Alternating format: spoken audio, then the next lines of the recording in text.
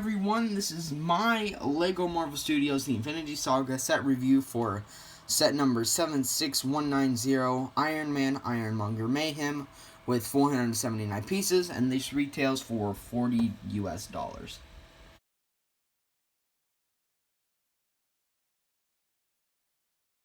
I'd probably just chuck the box behind us and get to the review, but there is a pretty cool shot of the movie recreated in the back of the box. It's when Monger and Iron Man are flying up into space, and I really do like that on the box, and I think it looks pretty cool. So now I'm gonna throw it behind us and get the review.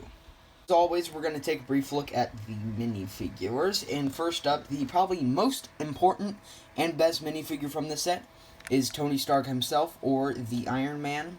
Now, this figure is the Mark III Iron Man suit, and it does look absolutely amazing. It got really good leg and foot printing, amazing torso, front torso and back torso printing. Looks really good. And the old style Iron Man helmet, which does fold up and down, which is probably still my favorite over some of the newer Iron Man heads. As always, he does have this retina display for the front of the face and his normal face for the back of the face print. Moving on. Dang it. On to Paws. This is probably no bias, just my least favorite minifigure. It doesn't have any leg printing or some very simple back printing. And it's just like a normal figure. There's nothing really special about her. I don't think the face printing is exclusive, the hairpiece, but don't take my word for it, but I think the torso print might be exclusive. I think it might be exclusive. And for that, I do give it credit. They're not just reusing pieces, which is good. And it still does look good. It's just not very interesting as, like, Iron Man or something. But I know she's not, like, the very interesting character or, like, a supervillain or something like that, so I know it's not going to be very interesting, so I'm not really shaming it for that. Moving on.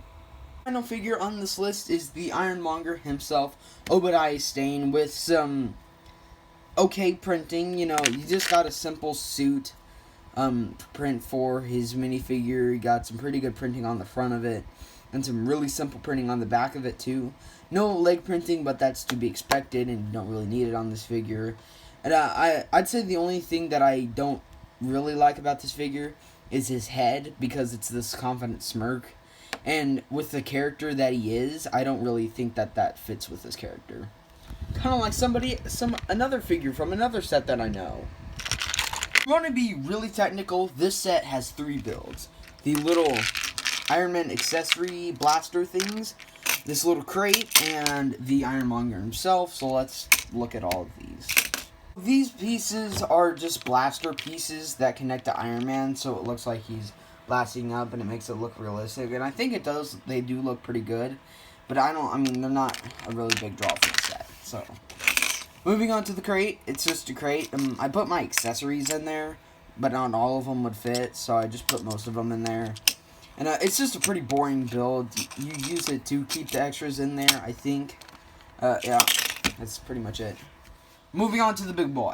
Out of the gate, I'm just going to say that I have had a big problem with Marvel mechs in particular for a couple of years now.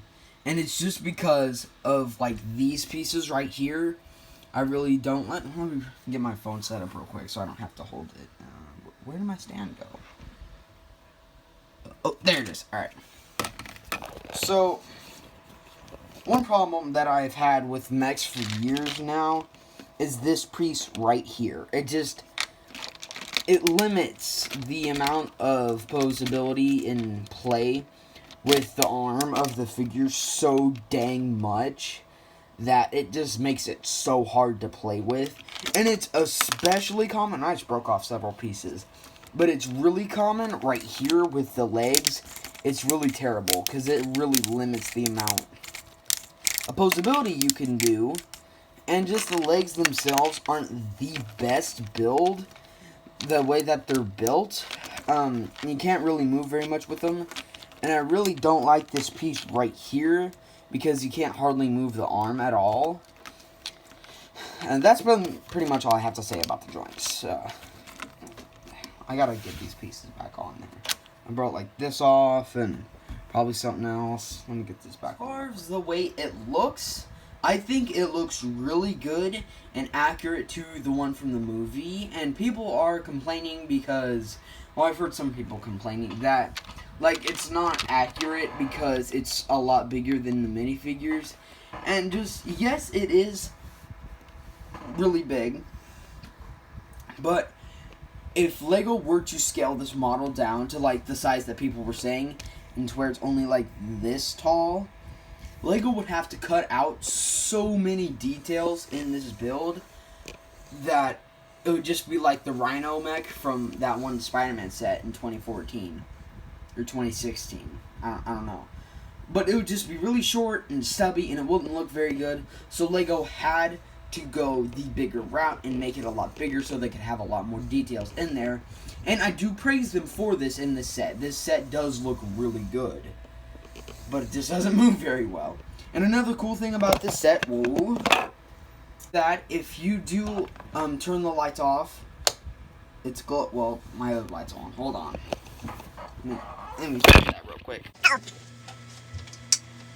So now I turned off my light and I can't see at all.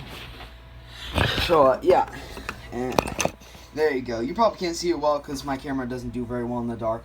But this chest piece, this arc reactor piece, does glow in the dark pretty well. It doesn't look very good on camera, but in real life it does look pretty good. So yeah, that's pretty cool. And other things for play do include some a big stud shooter on the side of his arm here, and another form of a stud shooter on his arm here. So you do get some things to shoot off. And when the arms move, there's this really cool piece on the back that's like pipes and stuff.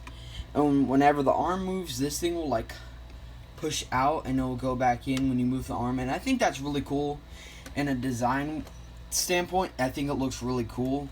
The one thing that I do not think is revolutionary in design or looks good is this right here. The cockpit and the helmet and the face or whatever.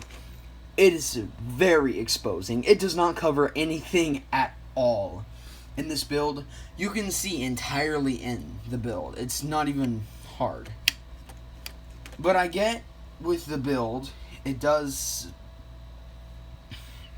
with the helmet and the size that it is, I know it does limit the amount of opportunities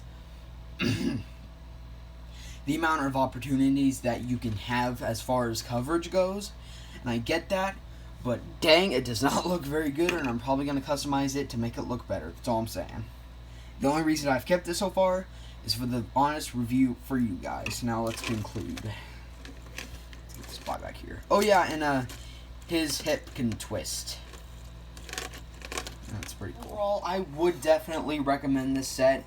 It is definitely worth the $40 to me.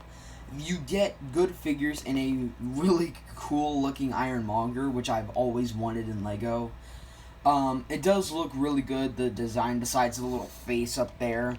But anyways, it still does look good, and I will leave a link in the description for you guys if you do want to purchase this on Lego.com. If it's not available at Lego.com, I will leave a link from like Walmart or Target or someplace like that. I hope you guys enjoyed the review. Leave a like down below if you did. Subscribe if you haven't already. Make sure to go follow my Instagram, immersivefilms_2021.